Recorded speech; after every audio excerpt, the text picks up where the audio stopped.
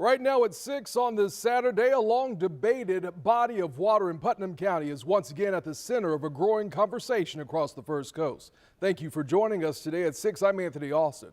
So we're talking about the Rodman Dam. State and local leaders are once again weighing in on its future. Our Zach Wilcox is joining us live from Memorial Park in Riverside. And Zach, the dam's impact extends beyond Putnam County.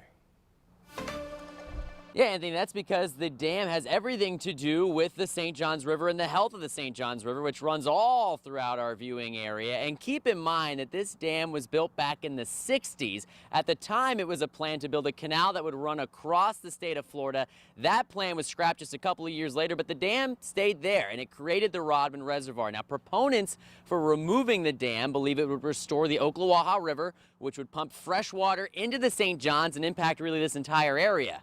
However, the folks with Save the Rodman Reservoir, they have some concerns, believing that the reservoir itself is a vital source of fresh water and that it creates valuable fishing and a valuable ecosystem in and of itself. And so just this week, we saw the Jacksonville City Council, a couple of their committees reviewing a bill that was proposed by City Council member Jimmy Peluso to support getting the dam removed, the legislation that would make that happen. So I talked with him today. Also talked with the president of Save the Rodman Reservoir just for his perspective on all this discussion going on. Can we all get together on something, and can it be that we love this beautiful natural habitat and that we want to make sure that this river is able to stay clean? I can't wrap my head around how you would come to the conclusion that putting more boats and more manatees in a narrow river with less food is beneficial to the manatees or the river or the boating public.